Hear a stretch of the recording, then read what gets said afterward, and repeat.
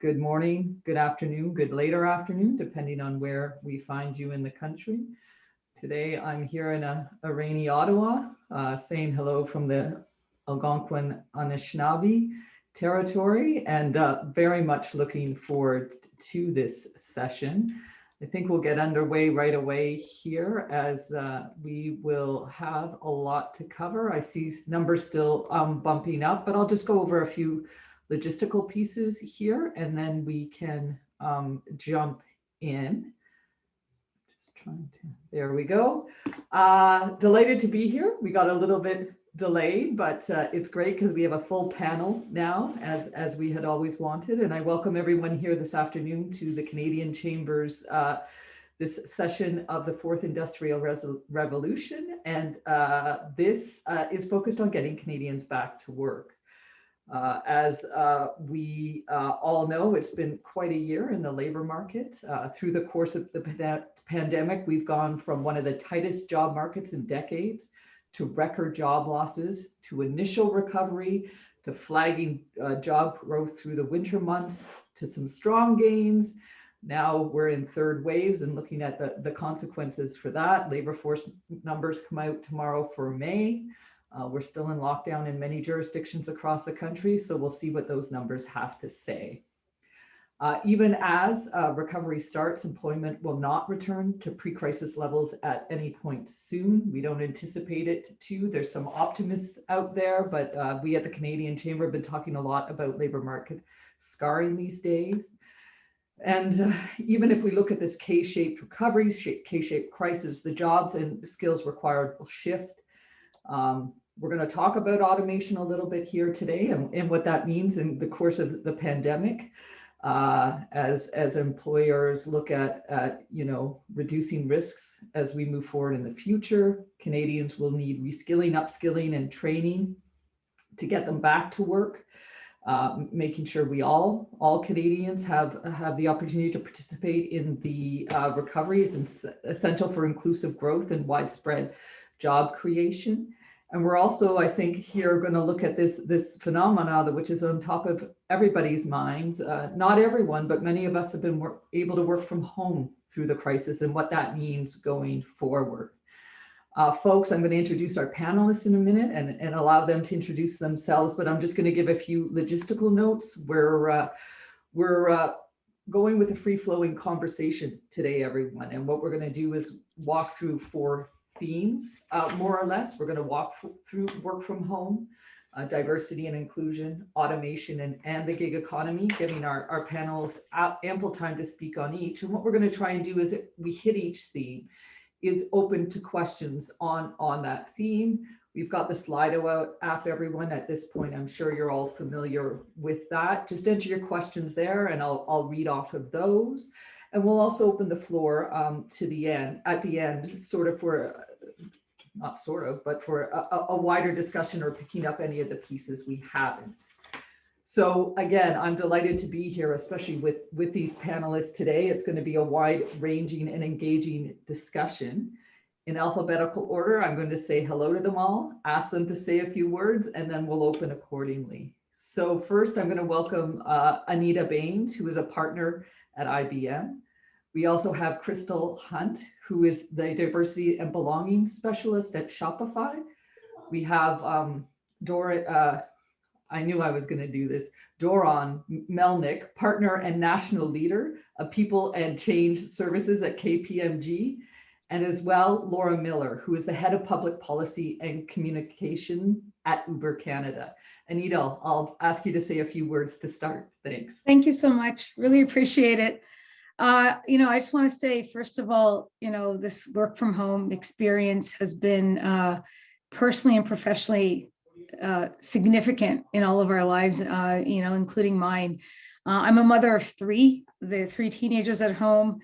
It's been very entertaining and stressful to figure out how we manage the household differently, with some people working here, some people working there. We live in different, parts of the geography across the country. We don't have all of the tools and physical space that we need sometimes to kind of get through this. But I think we've also learned a lot. And I know I have as a leader. I've had the privilege of joining IBM back in January, had the privilege of being an ADM in the public sector for a little while and also in consulting. So, you know, I got to tell you, if I look at all the roles that I've had and what it means to me personally and professionally, the most significant is the opportunity to lead and try to figure out what the future of our lives have to look like, both socially and economically. So I can't wait to discuss that further today with my colleagues.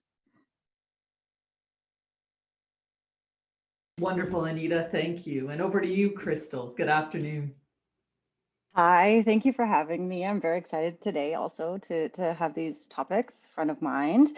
I am actually a senior program manager for partnerships now. It's work that I've in fact been doing since, maybe a decade and a half ago.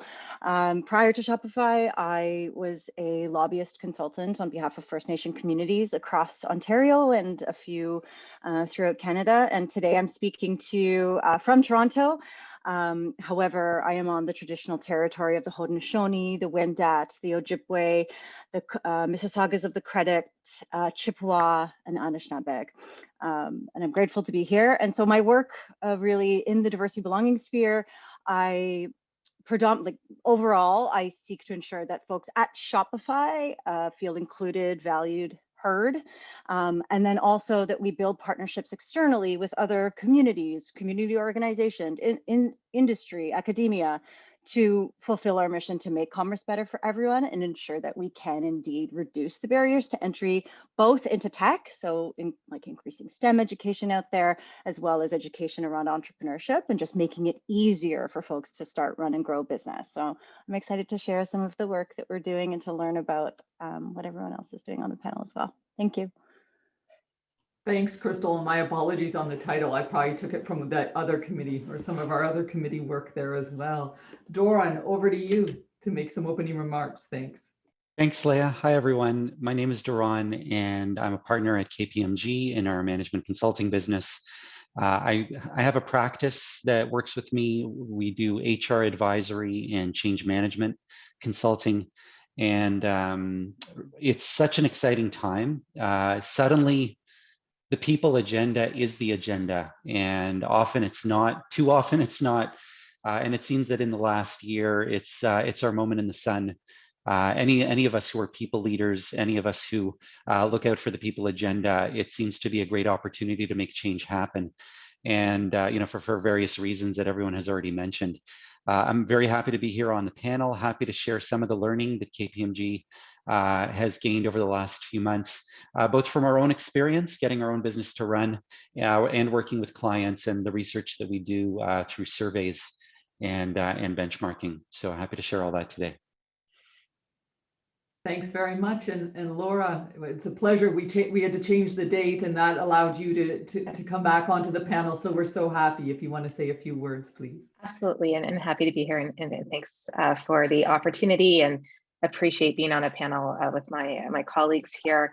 I think I'm really excited about the conversation today, because I think to Duron's point, like people are now at the center of the agenda. And this has been such an extraordinary year, not just because of the health and economic crisis, but just what we've seen in terms of, the social justice movement, the attention paid on that in the US, up here into Canada, the extension from, obviously the Black community. We've seen more recognition of what's been happening around anti-Asian hate, the really tragic and awful news out of Kamloops last week with respect to our the Indigenous people.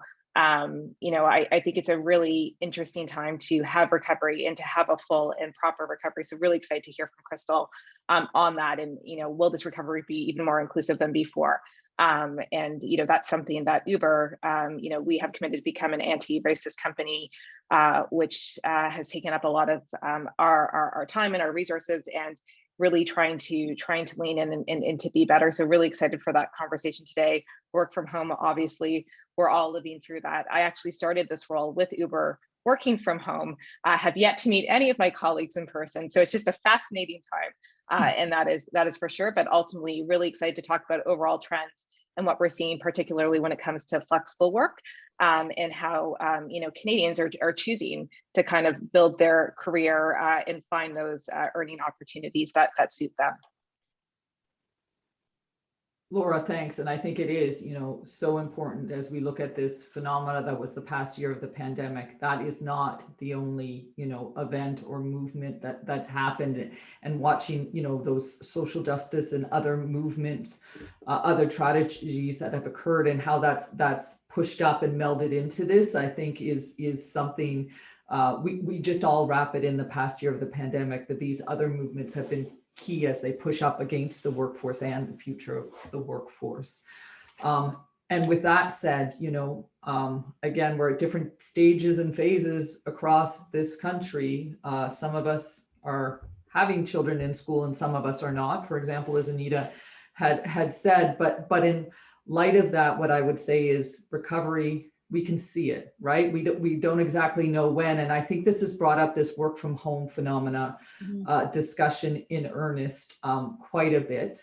I would say, for starters, I think it's an important reminder that not all of us work from home, right?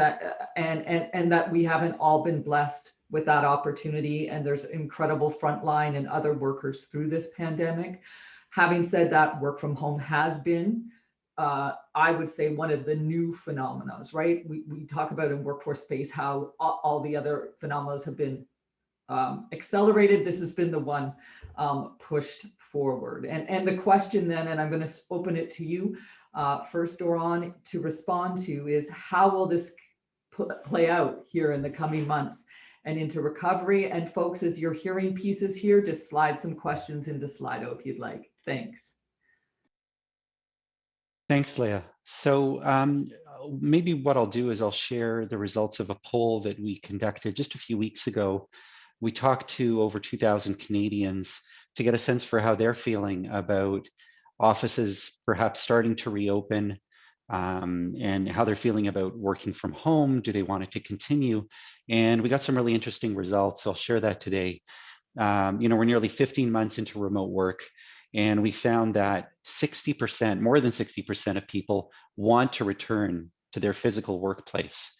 They want the social interaction, they want the buzz, the creativity of being at work, the spontaneity.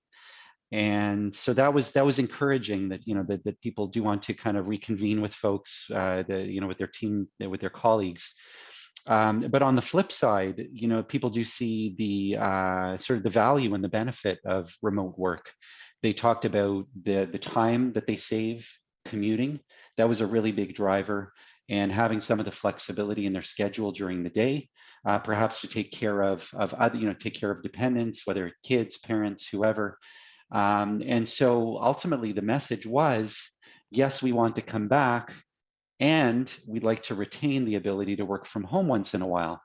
And so what we're seeing in industry, and this is happening across all industries, is this new term called hybrid working or hybrid workplace, which is that combination of people working, working in the office some days and working from home other days. So that seems to be, I wouldn't call it a consensus, but it's it's in the conversations happening every day, all day, and organizations are really trying to figure this out. One last thing I'll mention on this is that while Canadians like this whole idea of a hybrid workplace, by the sounds of it, they're worried that their employers may not necessarily understand the full implications of that. And many, 80% of them believe that managers would need training on how to manage a hybrid team if some people are on site and some people are working from home on any given day. So I think for organizations, there's some planning to do here. I mean, first of all, starting with listening as to what employees want, what managers want, figuring out a way to align everybody's interests, and planning. So being really thoughtful in the planning in terms of bringing people back to the office so that it's healthy and safe. And also, if possible, allowing and enabling that flexibility to have a hybrid workforce. Back to you. Thanks so much. And I'm going to ask the other panelists, I have a whole bunch of questions, but I think this point of hybrid is the one that, we all talk about hybrid, but what does that actually mean? And I don't think it'll mean the same across every organization, but trying to figure this all out, Duron, is top of mind, I would say. Anita, would you have anything to add Yeah, to I the know for sure. conversation here? Absolutely. I'm going to take it from the employer and then, as the employee kind of angle, right? Let me start with us, those who work in these organizations. I think that the most amazing part about this phenomena has been the opportunity for anyone from anywhere to have choice of where they can work, choice of more opportunities in remote communities who cannot physically get somewhere, choice of the flexibility of your day, and also just even the choice of having an employer or taking an opportunity that would be something that has never been available to before, somewhere in another country, even, another opportunity, maybe even when we talk about gig economy, more flexibility on balancing things that are interesting to you. So I like that choice. I think that choice has been beneficial to my peer group, my friends, and our people that work in our organizations. At IBM, I think we have to consider that as being one of the criteria for what the future of work looks like. And it has to be open. It's got to be open and available for anyone to be able to help, lift themselves in terms of their career.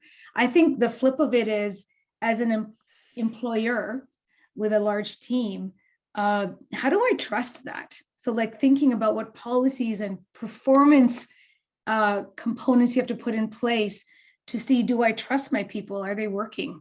Are they doing what they say they're going to do?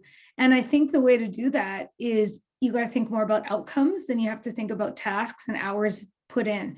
And how do you start to create performance metrics and incentives based on outcomes, based on what they're going to do? My husband, for example, really interesting. He works in an organization called Sienna Networks. And at Sienna, what they did a few years ago was they eliminated all vacation and sick leave tracking and metrics. So you could take the time off you want to take because they're moving towards an outcome-based performance organization. You take time off, someone will get you covered. It doesn't matter even if you're at the most senior ranks in the organization. You trust, you have outcomes, you have choice, you have flexibility. People know that you are going to get the job done. So I think those factors are so important when we start thinking about the future of work.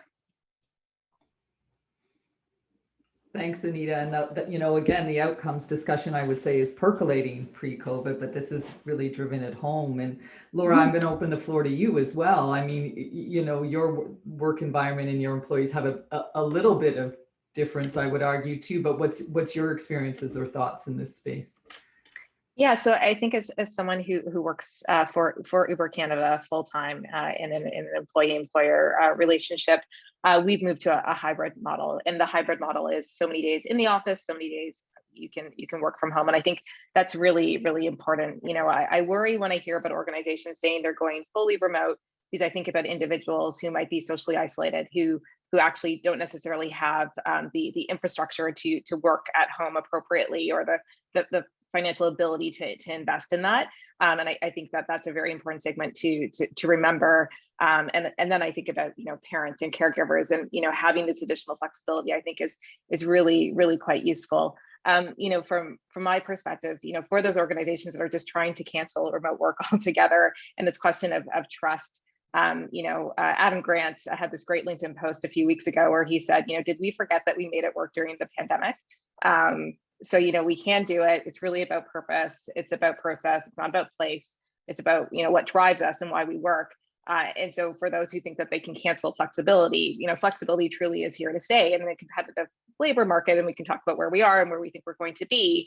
But I think that, for those employers or those workplaces that want to be very rigid and inflexible, I think it will be really hard to retain top talent. Thanks for that, Laura. And that is really insightful, right? Like it isn't, maybe some elasticity, not so much in some cases. I have a lot to say, but you had made the comment about those who are going entirely remotely. And for us in Ottawa, Crystal, the big news and the big leader here is Shopify, among a couple of others. So what does the work from home look like when the work from home is permanently work from home things? Sure. And thank you for calling out all of those topics. It's absolutely true that work from home is not experienced equally by all.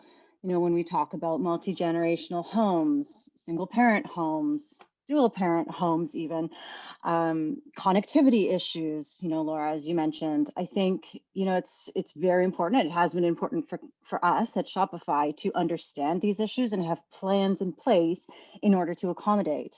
And what I loved, Duron, what you said about listening. We ongoing are surveying our employee base and working specifically with our employee resource groups as well to understand the experience and what is going on. You know, as we do at Shopify, we launch V1 with multiple iterations following, so we're constantly learning. We're iterating on our initial launch of Digital by Design, and of course, it's not perfect to start, but what we are doing is what's called bursting. So we are fully remote, constantly again, changing, making amendments and improvements to the work from home experience. But we are doing what's called bursting, which is intermittent team offsites of sorts where folks can get together and have that experience. Of course, fully funded. It's a work trip, yep, by Shopify. So that financial burden would not be on folks. We also are offering, you know, payments for internet and things like that, so as to reduce those barriers for folks who may experience some barriers in the work from home scenario. And actually, Anita, something that you had said about the vacation piece, that's also something that we offer at Shopify. Is it's unlimited.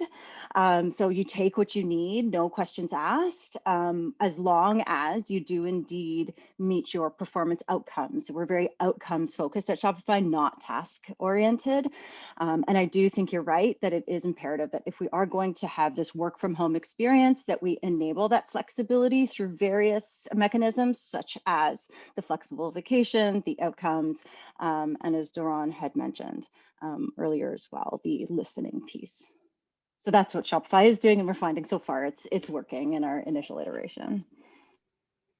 You know, we're going to pull you guys all back 1 year from now and let's have this discussion, right? Because it's not black and white, it's the gray, the hybrid, but sussing out and feeling out where that all is, right? And I think, you know, employers are going to have to consider that and actually know so that employees can make informed choice, right? Like, and no, I mean, you know, there was articles this week, Bloomberg produced, you know, how people are quitting, right? If they don't get what you had said, Laura, you know, that go back to the office is over. But I've also cautioned and seen the articles, right? If you're working, if you go rural, suburban on your current position, that's no guarantees for your next. And I think we'll tease out this next comment I'm going to make a little bit earlier when next, Crystal, when I hand it over to you for diversity and inclusion, but I actually posted an article yesterday from Harvard Business Review that actually, you know, was questioning the work from home phenomena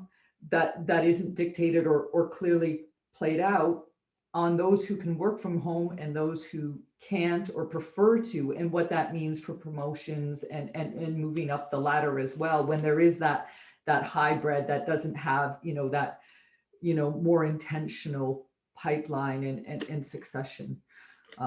So it's all over the place here now. So some good food for thought.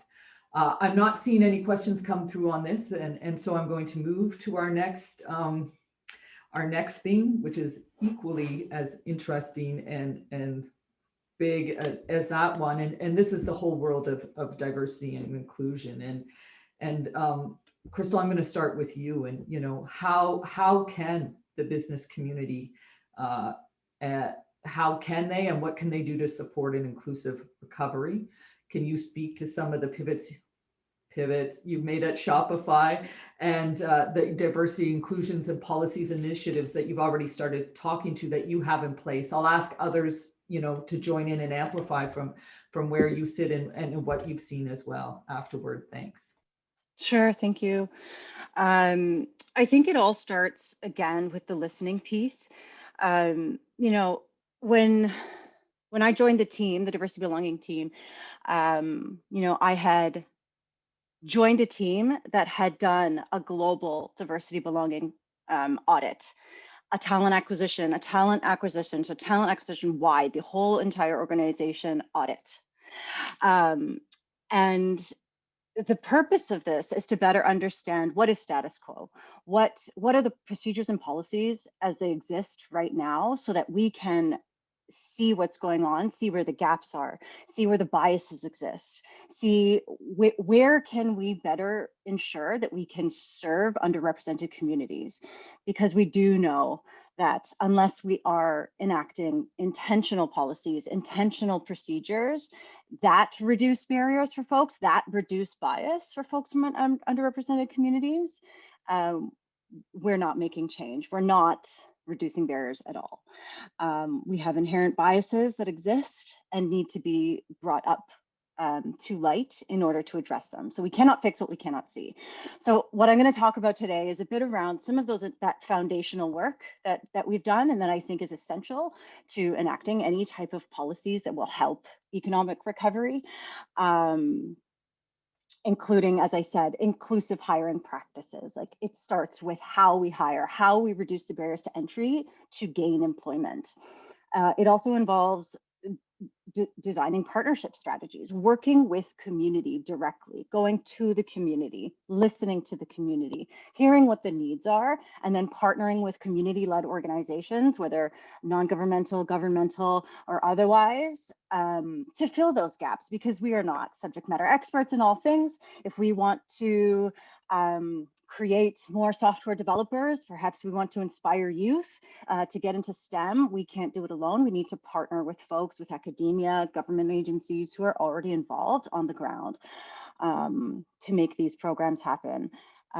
So inclusive hiring practice, there are 6 major things that Shopify has done, including inclusive hiring practices, embedding belonging practices right at the foundation of everything that we do, and ensuring that when all teams or within your organizations are designing their annual plans, that they do so like focused on the pillars of diversity and belonging, as opposed to external to the annual plan. So it's embedded in everything that's being done.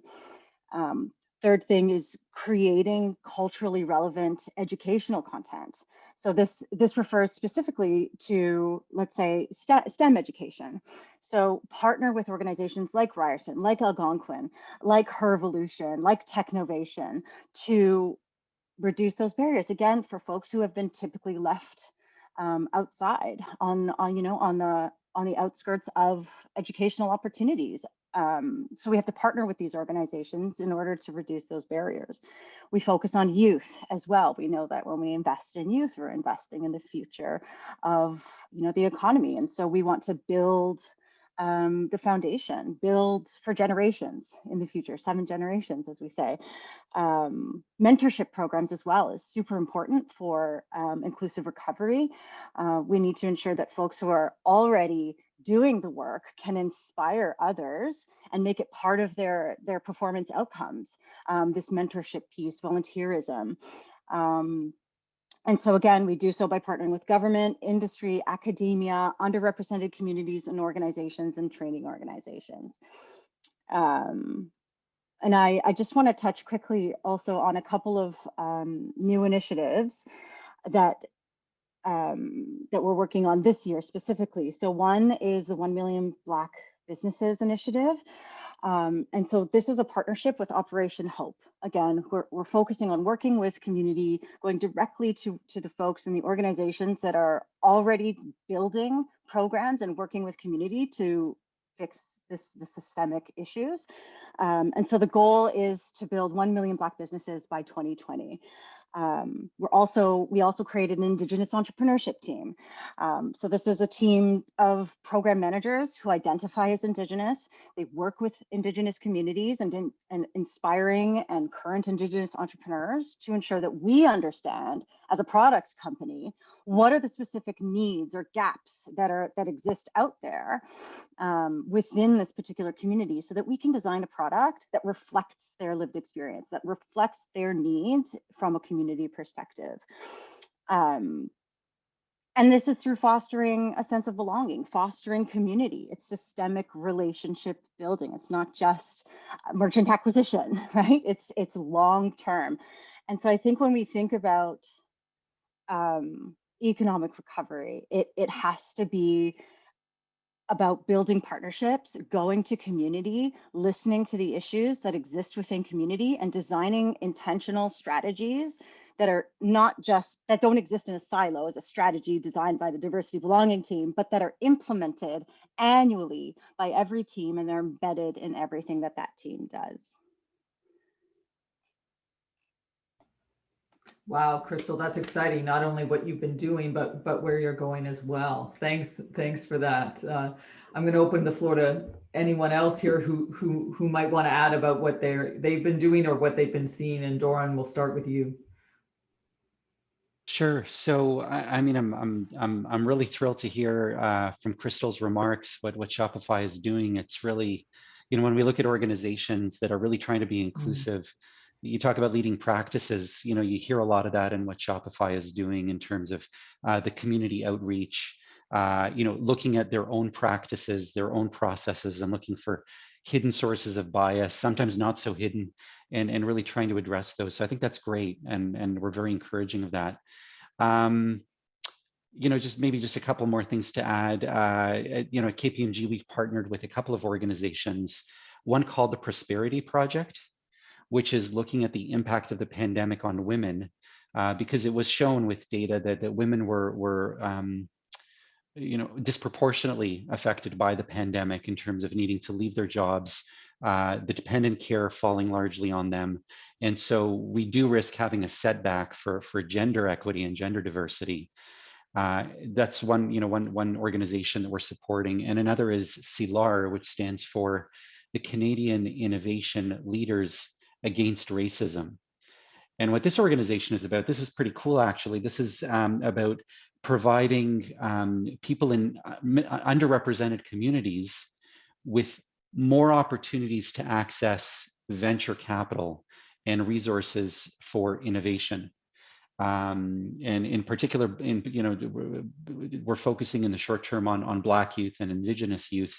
And it's programs like mentorship, programs like reviewing HR practices, you know, for things like recruiting and talent development, much like what Shopify is doing, and also access to capital.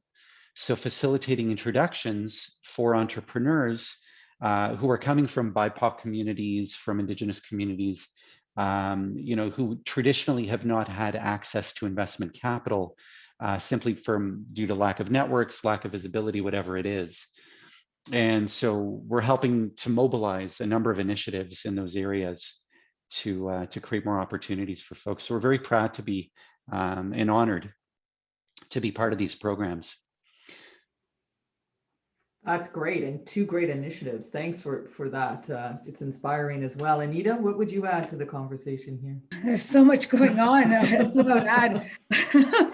I think the angle that I'll take, just, you know, to add a little bit more interest around what we're doing at IBM, and even what I've been seeing across many organizations, is the women in leadership stuff. That is back to the impact that we're having around trying really hard to promote more women into, you know, management and executive positions. So there's a deliberate discussion going on, and I think that's really what matters.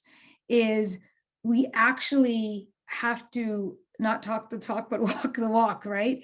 So the only way you can be deliberate, you know, is by measuring yourself. And the only way you can measure yourself is to try to incentivize. So we're kind of in that frame of thinking right now at the executive tables, is how do we do this that actually has deliberate metrics? You know, if you have to promote 20 people, how many do you have to do that are women? And it's a bit provocative, but at the same time, it's not. Because some people say, well, does that make sense if the numbers don't play out, that there's that many available, or if there's that many who are qualified. And I think I would say that's a little bit of BS, perhaps, because there are. And so this is back to the retention of women who have to come in and out of the workforce, or who have left the workforce through the pandemic, and having them really believe that there's role models up there. Those role models are lifting them up. There's deliberate and intent behind women in executive positions. We're measuring, we're incentivized to do so, and there's a large pool. And if we're an inclusive workforce, and you can work anywhere, and you can think about an open, future of work platform for your organization, how can you not find talented women? So I think that is like, also debunking, like, that the myth that they're not available is actually part of our thinking. So a lot of work is being done around that. And I would say it's about time. Plus one to that, it's bullshit comment. Plus one. Laura, thank you. Anita, Laura, what would you add? Yeah, look, I think a lot has been said. I just picking up on something that Crystal said with respect to Shopify and listening, and I think that is so important. And when we made our set of commitments around becoming an anti-racist company, they came after weeks of kind of discussion and listening, and we are holding ourselves accountable, providing an update every year, a public update in terms of how are we doing against these different commitments that we have. But I think about as well, just making sure that we have sustained partnerships. So again, there's been all of these social justice movements. We're all very hopeful, sad that we're still at this stage, but hopeful for what's to come. And as large organizations, identifying groups and projects and asking them, what do you need? So not coming with a prescribed, like, let me give you this for that, but truly partnering and saying, how can we help?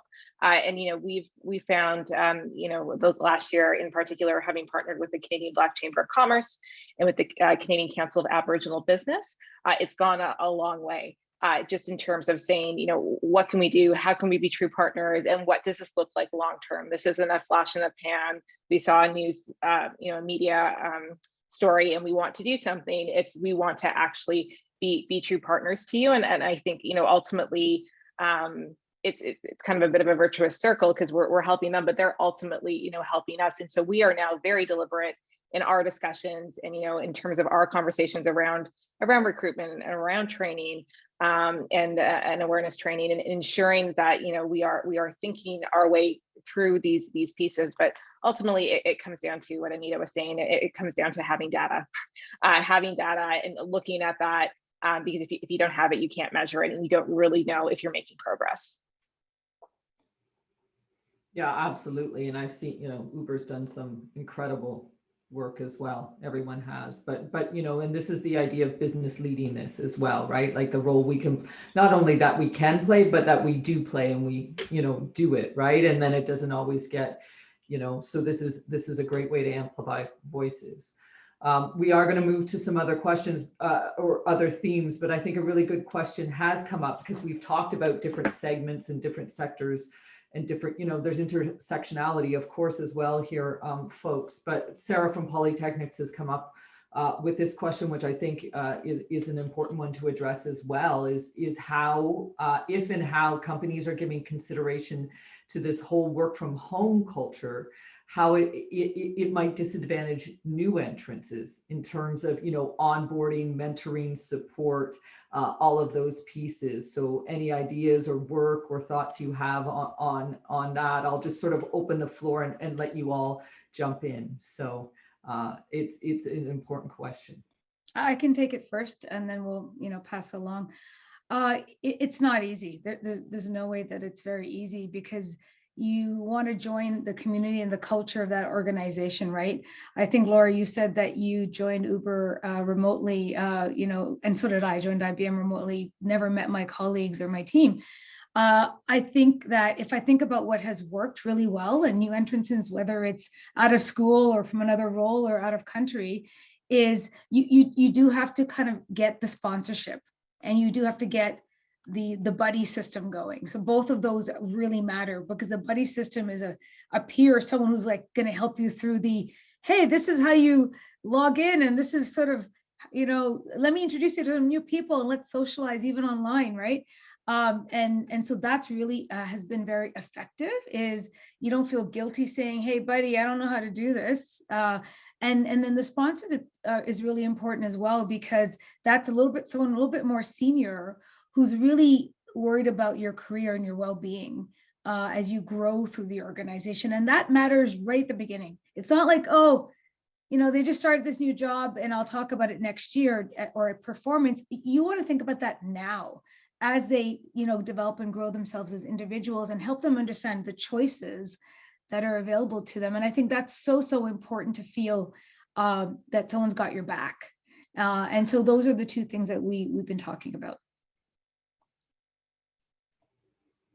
Thanks, Anita. Does anyone else want to add to that? Yeah, I think, yeah, and yes, I did start at Uber like 6 days after the state of emergency was called. And I think at that point we were just working from home, and we'll pick up your onboarding in 2 weeks. Remember that? In 2 weeks when we return to the office, another 2 weeks. And then it's been, 15 months. But I've obviously seen an improvement as we realize this is a bit of a new reality, building those kind of, those supports. So, for my colleagues who may have joined in, November, even in November and January, they've had a much different experience than say myself. But, I'm really interested actually to see what Shopify does do, because I think, what you said, Crystal, in terms of the fact, like, you've made this, this is who you are, but you are constantly iterating and testing and innovating.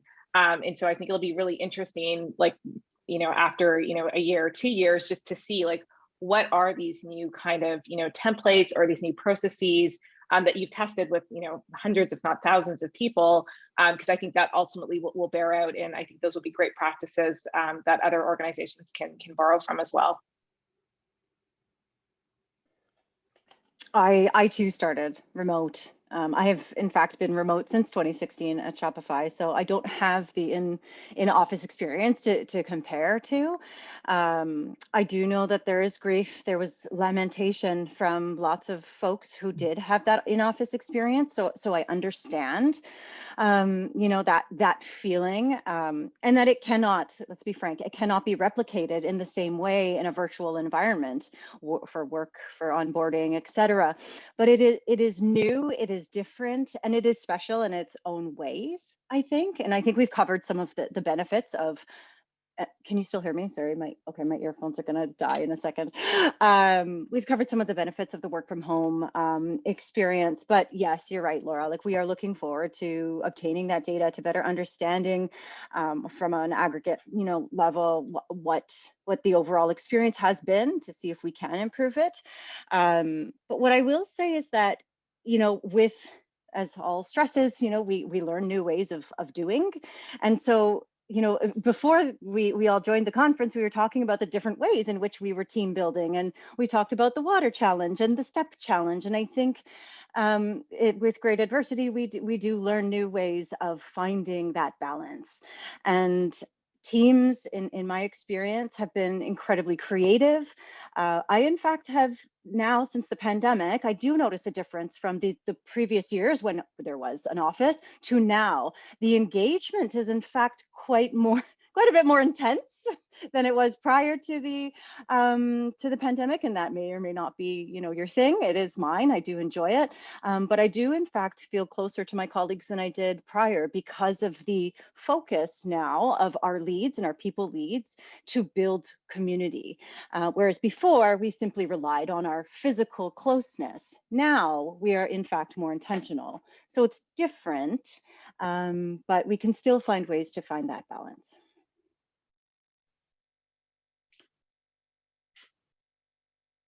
Yeah, maybe I'll just pipe in with one last thing. So I think that first of all, I agree with everything that's been said with regards to onboarding, ways to mitigate, against the risks that people don't really integrate well. And so things like the sponsor, the buddy, the social, those events Fantastic.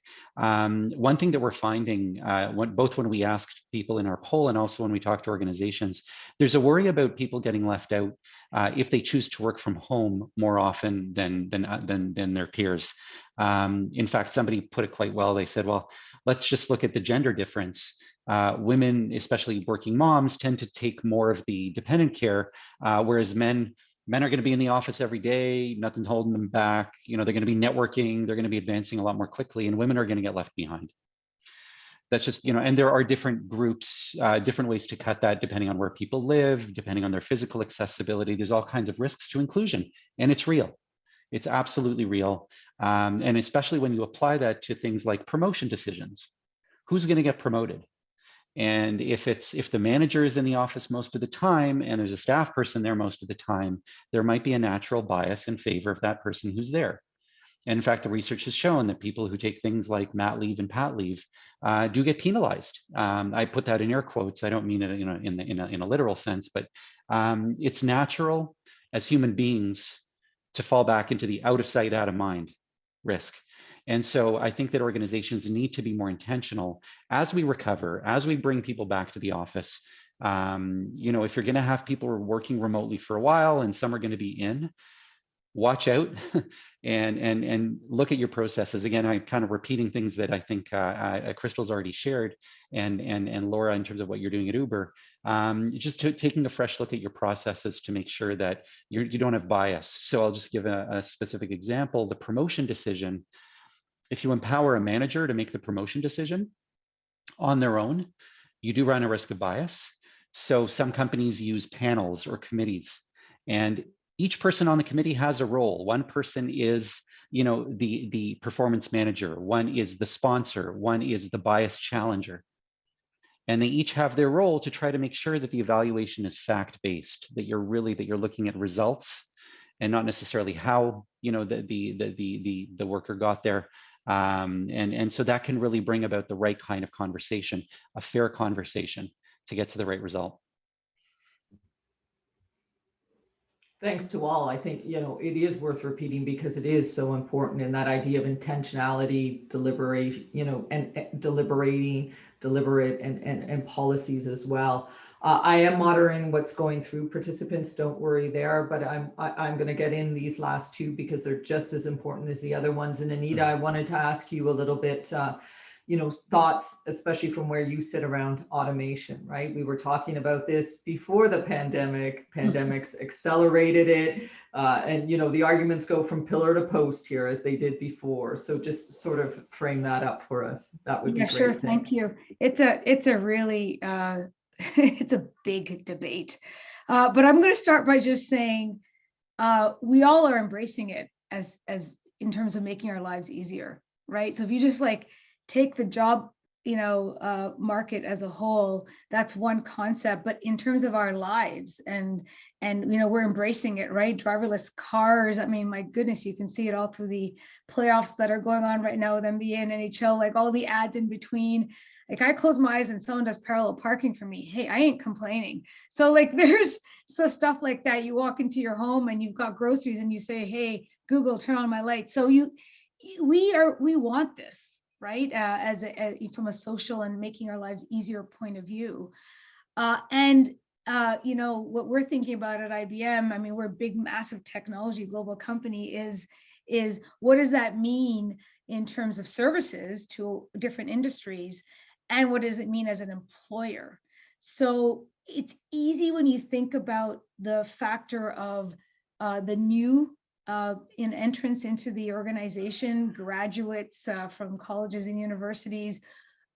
There's not a single industry that's not looking for how we grow our digital economy, and every industry is underpinned with automation. Like, my goodness, right? The more we can do, the better off it is for our growth of our business. And there's like massive education, you know, that is being supported by this. And so it's easy to bring along new entrants.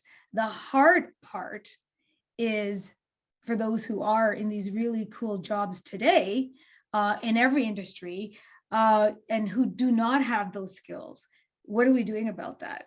And what we're doing about that, again, you can't do everything at once, but you have to pick one or two really important investments that you have to make as a business. So the investments around absolute training.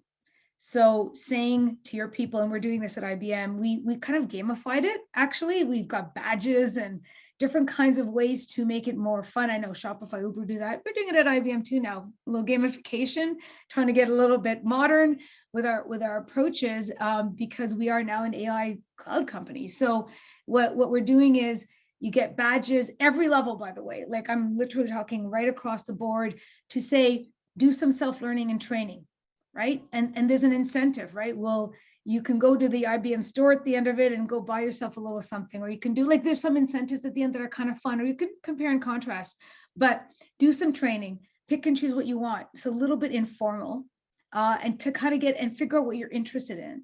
And then more formally, thinking about how you do things like potential job rotation, someone who may want to try a role and think about what these roles are, right? In data, from data science all the way down to maybe building algorithms and coding, in the world of AI, in the world of design, even in the world of digital marketing. Like, you know, there's so much that is new. We don't even know, we haven't even explored it. And even also giving people the time, the Friday afternoons, the Friday think time, the Friday think tank time. I know many of my colleagues do that in their organizations to get creative around ideas of how even your own projects can start to get more skills around these digital skills that we talk about. So there's informal and there's formal. There's ways to incent people to do that, and there's some deliberate investments that we're doing as well.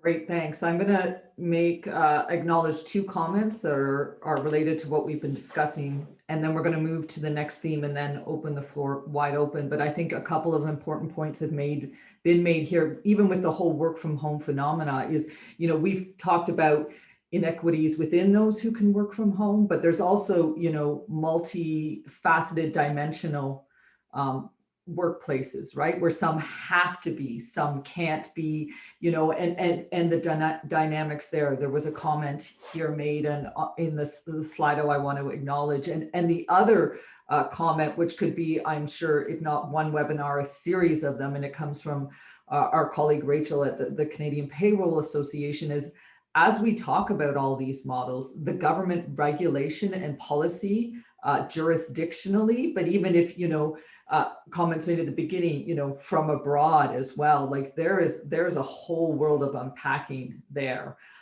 as well. And when we talk about these hybrid and different pieces, Laura, I do want to open the floor to you for some comments. And then with the time we have left, I'll take questions in a wide ranging conversation.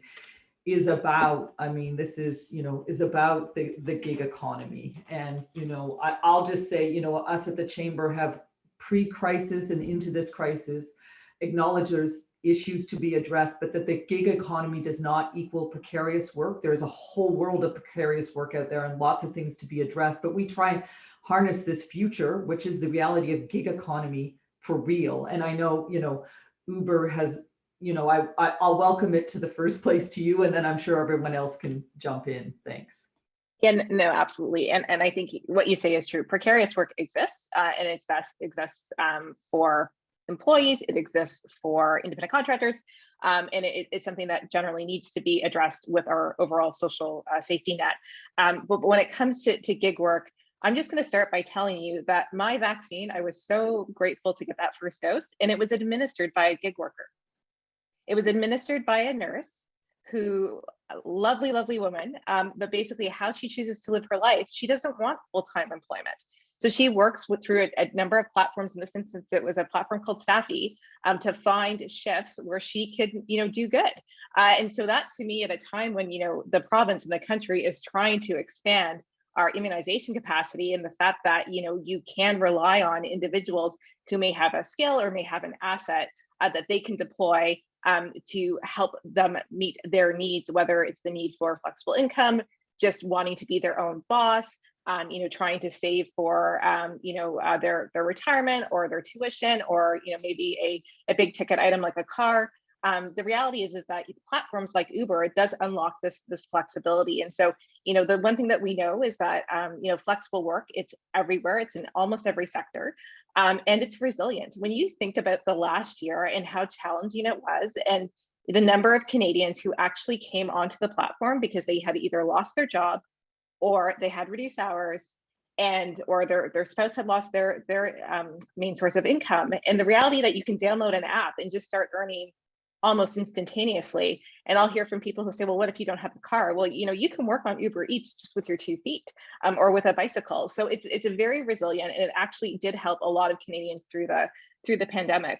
I think it's really important that when we think about, giving people, again, flexibility, and when we talk to the drivers and delivery people on our platform, it's not a homogeneous group. A lot of them have full-time employment, or they're students, or they're retirees. I think about 12%, this is what they do full-time, is kind of platform work, whether it's driving or delivery. But what brings them together, the common thread, is the desire for flexibility. And 81% of them say that if they didn't have that flexibility, if they weren't able to be their own boss, come on and off the platform as they so choose, they wouldn't be able to do this work. So I think it's a really interesting, time, and for us to be thinking about this work, and what it means for people, and what it means for their livelihoods, and what it is they're trying to achieve, but also what does it mean for our communities. This past year, I don't know where I would have been as someone who is asthmatic and was terrified in the first few months of leaving my home, if I didn't have someone who could bring me my groceries, or bring me a meal. As someone who chooses not to own a vehicle in downtown Toronto because I can get around through public transit, or late at night, or if I'm trying to get somewhere quick, with an Uber, I think that it's having an impact more broadly. And so it's a really interesting topic. I know we don't have enough time. I'm sure lots of people have lots of thoughts on this, but something that we love to talk about and engage on. Yeah, so Mia Coppola, right? I was going to keep us to time, and It's all here good. we go. It's a So good conversation. we're doing another webinar because we need to delve into these too. I know people are going to start dropping off as well, but and I'm going to put you folks all on the spot with sort of some final thoughts on those two going forward. And then if we have time left, we'll see with others. And I do apologize, because that is really my bad. I'm usually with the bell and moving on, but this has just been so engaging. So Crystal, let's start with you on some, picking up on those two trends, and some closing thoughts, and then I'll open it up again. Thanks. Sure. So with the automation piece, like it's well known, like Canadian jobs are going to be 42%, I think Industry Canada came out by saying that are likely to be affected by automation in 2036. So, it's never been more imperative to have software developers, folks who can, design the software needed. So education, focused on partnerships. Shopify has a dev degree program, Dev Discover. We're focusing on underrepresented youth and reducing the barriers into entry into STEM. We partner with Carleton University, like I think I mentioned this already, Algonquin. And you don't have to be like a Shopify to build these partnerships. You can be small, medium-sized business to just pick up the phone. And so I think someone earlier had said, just ask, how can I help? Laura, that was you. You call these folks and you say, I understand what's going on. Tell me about your work. How can we partner? How can we fill that gap? How can we support? So I can't stress that enough, that now is the time to build those types of partnerships. And about the gig economy, the way we see it is, our partners are predominantly giggers, right? They're software developers, web designers who seek gigs. And another way of thinking of it is that a benefit, aside from the flexibility, Laura, that you talked about, is also this mindset that it creates. It's an entrepreneurial spirit. It's that hustle to succeed, to have that flexibility around your own hours and your own financial freedom. So we see that, we support that. And oftentimes, like Bold Commerce, for example, is one company that is now quite successful. They're big, 200 plus employees or something, but they started off as a gig company working out of their basement. And of course, not all gigs are going to turn out that way, but it's certainly something that is here to stay and can inspire folks to continue building, to continue stretching, and show us all what it means to really hustle. And yeah. Thanks. And it's so like it's harnessing the good, and you made reference to smaller organizations and businesses. That's great. Anita, over to you. I think I'm going to pass it to Duron because, I said a few things already. Please go ahead. Thanks, Anita. Yeah, I interrupted 2 o'clock, so I recognize I'm sorry, folks. I'm gonna get cut off. It's okay. No problem. I'm good. I'm good. Okay. Yeah. Okay. Yeah. Again, mea culpa. But thank you. It talks about the breadth and importance of this. I want to thank all our panelists for being here today, all of our participants as well for engaging. We look forward to, keeping on top of this, keeping it, top of mind and seeing how this all plays out. And really, I look forward to the opportunity to invite you all back to see where we are versus this and delve a bit deeper into these issues. So again, folks, thank you from across the country, from across the panel, and I wish you all a pleasant what's left in your day. Thanks very much. Really appreciate it. Thanks, Thanks, Leah. Leah. Thank you.